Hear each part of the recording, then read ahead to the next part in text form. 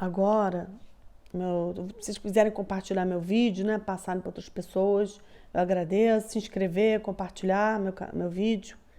Para quem vocês acham que também vale a pena compartilhar, né? Que eu sei que não dá para compartilhar com qualquer coisa, né? Com todo mundo. Bom, eu vou falar para vocês por que eu não gosto de regressão de vida passada. Apesar de eu ter feito muitas vezes. Como eu disse a vocês, eu participei de um grupo durante 4 anos e meio em que eu fazia regressão para mim praticamente 3 vezes por mês, pelo menos, entendeu? Então, durante um ano, eu fazia em média umas 40 regressões ou 35 regressões. E toda vez que eu deitava ali era batata. A pessoa queimava pólvora e vinha um monte de coisa, não só para mim, mas para as mulheres que eu trabalhava. Era um grupo de 4 mulheres. E por que eu não... Por que eu acho perigoso esse assunto? Eu vou falar bem abertamente. Porque eu investiguei muito essa coisa de vida passada nesse grupo, não só de outras pessoas, mas minhas. Acho uma coisa impressionante, incrível. Para quem não acredita, eu acho que é ignorante, não tem conhecimento, porque se pesquisar, se investigar, vai ver que é uma coisa seríssima. Mas por que eu falo que é melhor não mexer com essas coisas? Devido a alguns acontecimentos que aconteceram comigo. Um deles é que eu estava... Quando eu estava mexendo nas regressões de outras pessoas, eu entrava em contato através daquela regressão com energias, com vivências, com espíritos, com coisas ligadas àquela regressão, né? E essas coisas vinham todas para mim, não só espíritos ligados àquela regressão, mortos, entidades ligadas àquela regressão, e situações emocionais da pessoa, ainda a história da pessoa. Então, são várias coisas que vinham para mim, não só para mim, mas para as outras pessoas que trabalhavam com isso, as 4 mulheres. Teve um dia que eu cheguei na minha casa e eu tinha visto uma regressão de uma pessoa nesse dia que era do Antigo Egito. E eu tinha visto muita coisa ligada à pirâmide, a deuses egípcios, uma regressão dela que ela viveu muito lá no Antigo Egito, uns 90 anos, 80 anos, 90 anos, e eu vi muita coisa ali. E é como se você abrisse um portal, entendeu? E naquele portal você entra em contato com aquelas energias, aquelas situações todas. E quando eu cheguei na minha casa, eu senti esse portal todo de Antigo Egito dentro da minha casa. E eu entrei na minha casa, que eu tinha saído da regressão que eu trabalhava. E era pago, né? Ela me ajudava financeiramente, uma coisa que eu tinha uma ajuda financeira, eu trabalhava, era um trabalho, né?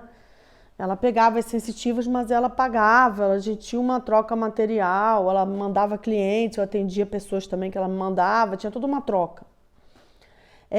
Eu cheguei em casa e eu vi um Antigo Egito dentro da minha casa, entendeu? E eu comecei a ver um portal de Antigo Egito na minha casa, eu comecei a ver o olho de Horus, comecei a ver animais, águias e não sei o quê.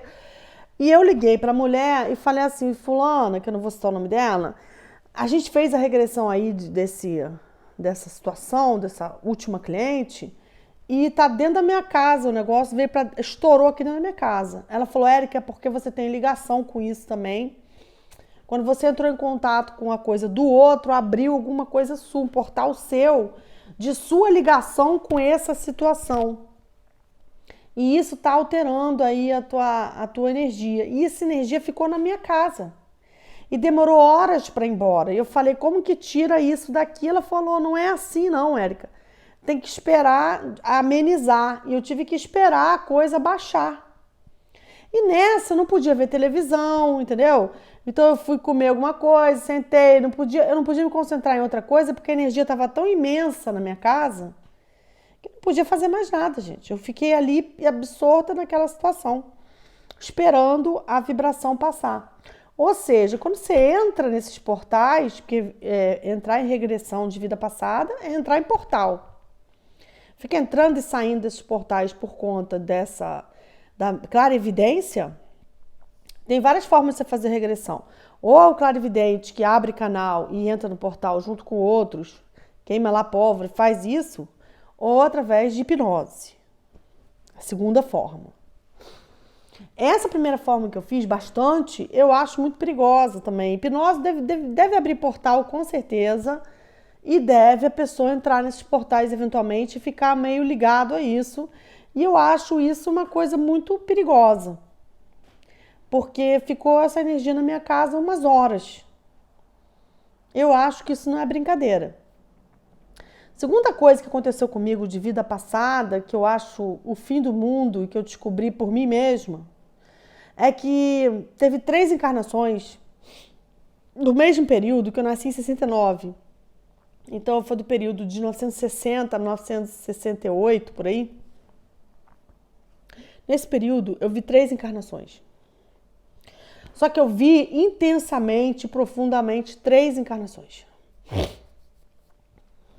E uma eu soube por causa da minha família, por causa de um telefonema que eu recebi, que eu já comentei aí, um telefonema que eu recebi da minha avó que tinha desencarnado, da minha bisavó, que eu descobri uma encarnação minha e depois fez total sentido para a história daquela pessoa que era meu antepassado ligado a mim, total sentido.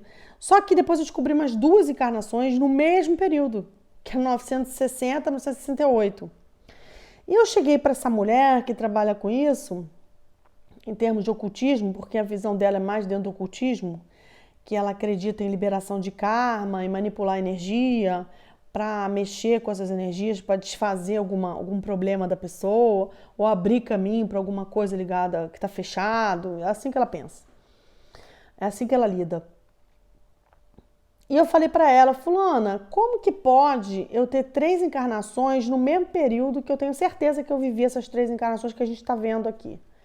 Aí ela falou para mim a seguinte coisa, Érica, realmente você trouxe uma coisa muito interessante, porque eu tô começando a não entender. Se eu tenho certeza que eu vivi essas 3 coisas, foi no mesmo período, tem alguma coisa errada. Como que eu posso estar em 3 lugares simultaneamente, vivendo 3 coisas completamente diferentes, em lugares diferentes geograficamente?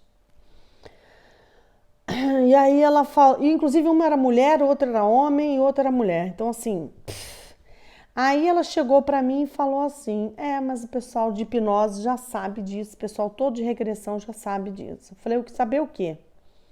Que a gente tem encarnações simultâneas em vários lugares, no mesmo período.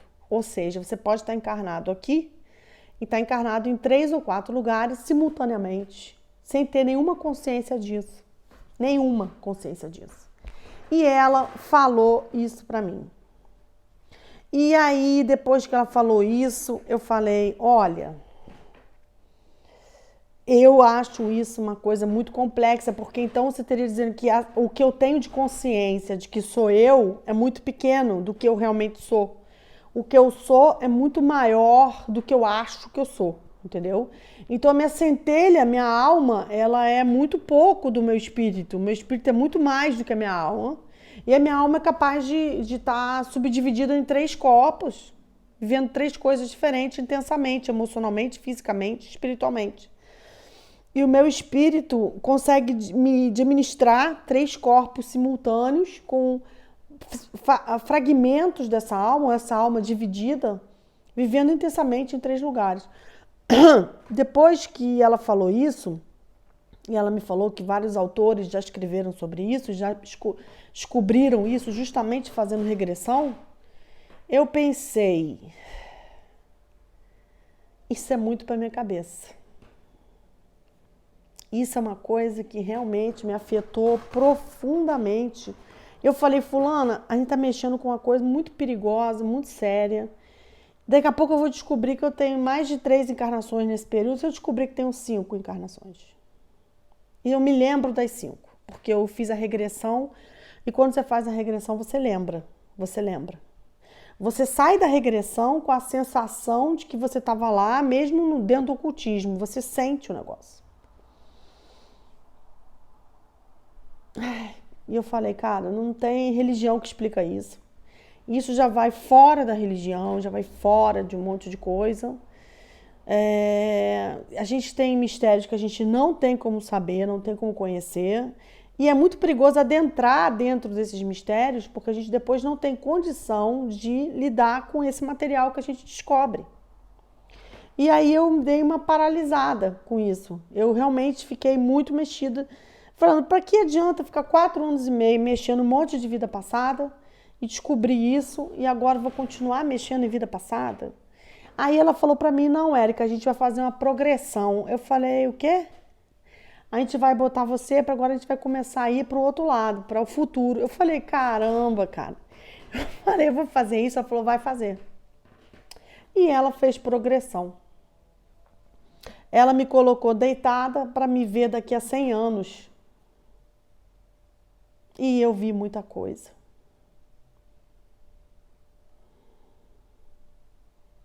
E aí o que acontece é o seguinte, o que eu vi não tem mais nada a ver com a Terra aqui hoje, daqui a 100 anos. Na época que eu vi, faz o quê? 25 anos isso. Faz 24 anos isso que aconteceu, isso 23 anos atrás. O que eu vi não tem nada a ver com a Terra aqui de hoje, entendeu? É como se eu estivesse em outro lugar, entendeu? Vivendo outra coisa. E não parecia a Terra hoje, parecia bem diferente do que é hoje aqui a Terra. E aí, meu amor, aí, gente, eu não entendi nada. E no meio da progressão, que eu tava lá andando no lugar, que não era mais a Terra, eu pensei na hora, o que que eu tô mexendo com isso? O que que eu tô vendo aqui? O que que eu vou fazer com essas informações? Porque a minha cabeça já não tá entendendo onde é que eu tô, que lugar é esse. Que parecia que era um lugar que daqui a 100 anos não é aqui na Terra. E eu falei, então para onde eu tô? Que lugar é esse? E aí veio essas perguntas, isso me afetou bastante. E depois disso eu falei para ela que eu não queria mais fazer regressão de vida passada em mim, eu queria parar ali.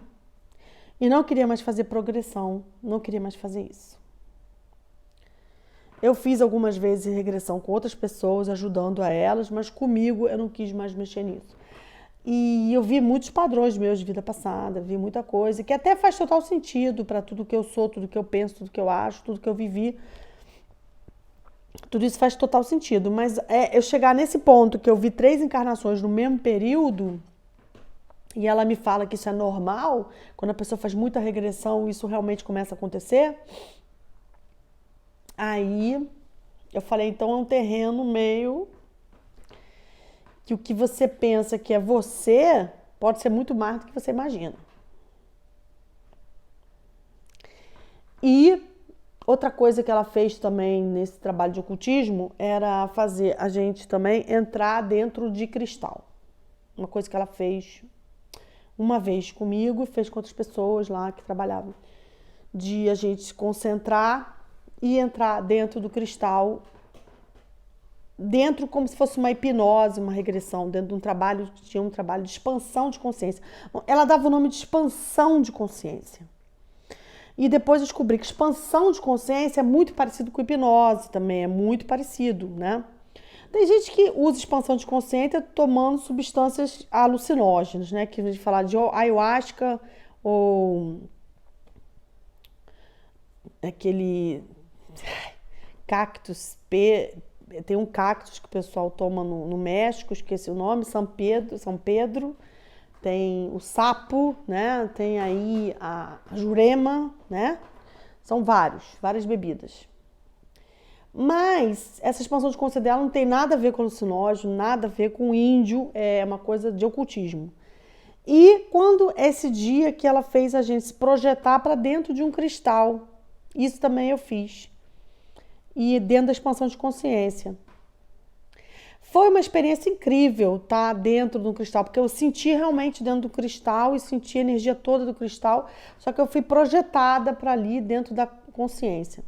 Aí você descobre que a tua consciência, que a tua paranormalidade, o teu canal, ele pode se projetar para o futuro, para o passado, para um cristal, para a casa de uma pessoa, para uma entidade espiritual, para um plano espiritual, para dentro do seu corpo, para dentro do corpo de uma pessoa.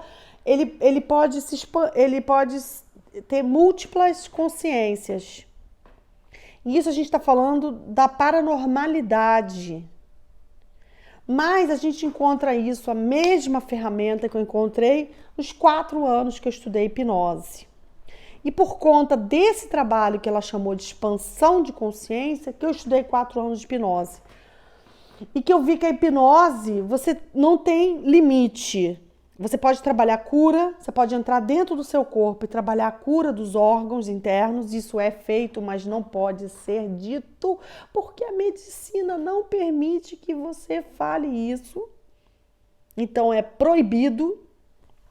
Mas existem milhões de casos de hipnose e não se pode divulgar isso, que a pessoa aprende hipnose para entrar dentro do corpo, para trabalhar uma enfermidade, uma doença, e ela consegue resultados, 90% dos casos. Mas isso não pode ser dito. Eu vi muita coisa de hipnose, eu vi que você pode tirar a dor do teu corpo, que é perigosíssimo, porque dor é um sintoma de alguma coisa que você precisa saber que você está vivendo. Mas eu já fui hipnotizada e já me enfiaram agulhas no braço inteiro. Eu tinha 2 testemunhas e eu não senti nem a picada da agulha. Meu braço inteiro ficou cheio de agulha, a pessoa fotografou e depois eu voltei e tirou, nem sangrou. E eu já fiz um tratamento que eu tinha um siso incluso, inflamado. E, gente, eu tenho fobia de dentista. Eu tenho uma fobia enorme. Para mim, a visão do inferno é um dentista. Eu tenho que desmistificar isso, ressignificar isso, porque eu não sei de que encarnação que vem isso. Ou se é uma mera fobia idiota que as pessoas têm. Isso eu não pesquisei profundamente. E eu tinha um siso incluso inflamado, que eu já tinha ido a 3 dentistas e eles não conseguiam tirar porque eu não permitia que tirasse, porque para tirar tinha que girar o dente, arrancar. E eu não aguentava a situação, porque era muito incômodo, eu não suportava aquela entrada dentro da minha boca, eu não aguentava mesmo, me dava um pânico total. O meu pânico está todo aqui na boca, eu não aguento.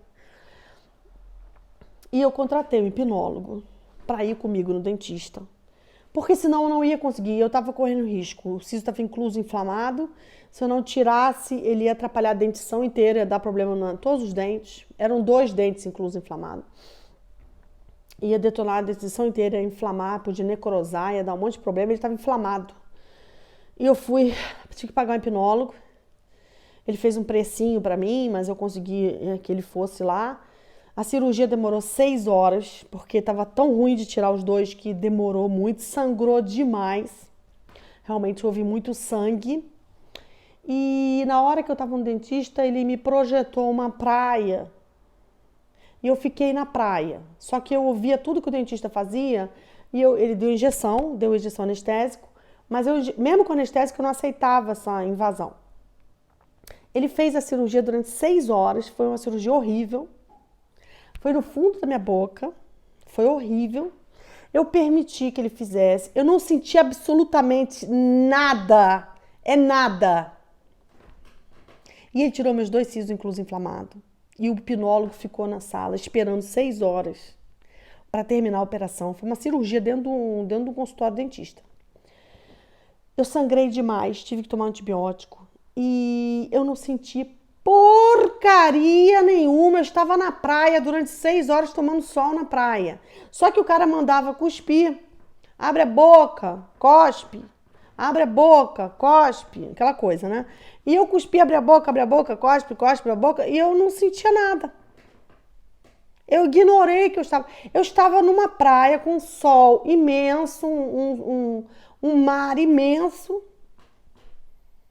Numa praia com sol. E quando acabou a cirurgia, eu não sabia de nada. Quando ele fez eu voltar, quando eu voltei da praia. Eu não estava naquele consultório. A cirurgia foi um sucesso. Eu não tive infecção nenhuma, tomei antibiótico. E eu falei pro hipnólogo, o cara é incrível, né? O cara é um hipnólogo. Mas assim, ele resolveu minha vida. E o dentista ficou felicíssimo, porque eu não dei nenhum problema. 0 problema. Eu não dei nenhum pitil.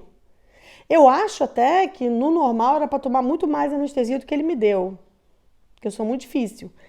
Acho que ele deu anestesia, mas por causa da hipnose, a minha dor meio que não foi minimizada, porque eu não senti dor de nada.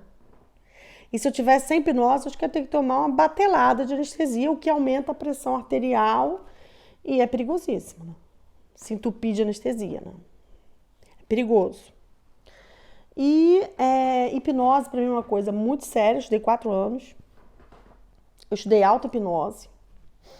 Eu pratico um pouco de auto-hipnose. E eu descobri que o nosso cérebro também, não só eu como paranormal, mas qualquer pessoa hipnotizada vira um puta médium. E vai em qualquer lugar para ver qualquer coisa. Porque o nosso cérebro, a gente usa muito pouco do nosso cérebro. Eu acho que uso um pouquinho mais. Eu e os físicos, os matemáticos, os cientistas usam um pouquinho mais. Porque quem é paranormal, acho que usa um pouquinho mais. Quem é um médio desenvolvido, usa um pouquinho mais do cérebro. Porque meu cérebro, acho que atua em mais coisas, por conta da paranormalidade. Então, eu não acho que a paranormalidade é doença, nem é um problema espiritual. Eu acho que é um poder, e eu acho que tem que ser trabalhado e tem que ser desenvolvido com uma determinada função, com uma determinada... Tem que ter uma função aquilo. A minha função é realmente ajudar os outros. Eu cobro um preço simbólico, mas assim, eu não sou santa, eu não me coloco como santa, e essa ideia de que o paranormal é santo, isso é errado, entendeu? Pode ter alguns paranormais que são santos, mas eu acho que a maioria não é, entendeu? É uma pessoa normal, mas que desenvolveu esse processo e tem a vontade de ajudar o outro. Ponto. É essa a questão. Mas assim, e eu acho que o paranormal, a pessoa que é médium pode desenvolver mediunidade para ajudar o outro com hipnose, com astrologia, com tarô, com baralho cigano, com reiki, com massagem ayurvédica, enfim, com mapa kármico. Assim, tem várias formas de uma pessoa atuar nisso, com, sei lá, terapia holística, enfim, né? Cura prânica, tetra healing, né? Aí vem todas as coisas que envolvem a sensibilidade, a mediunidade que a pessoa pode usar. E isso pode ser desenvolvido. E a mente é uma coisa muito forte e muito poderosa. Muito poderosa. Olha para sua mente. Porque a nossa mente cocria muita coisa. Agora, eu não sou aquelas pessoas que acham que tudo é minha mente. Eu acredito no plano astral, no plano espiritual e acredito no plano à minha volta. Acho que a minha mente pode atuar, sim, em transe, em expansão de consciência. Quando está em estado de hipnótico, eu posso atuar mais. No estado normal de consciência, a gente atua menos, a não ser que a gente ore. Vamos se cuidar.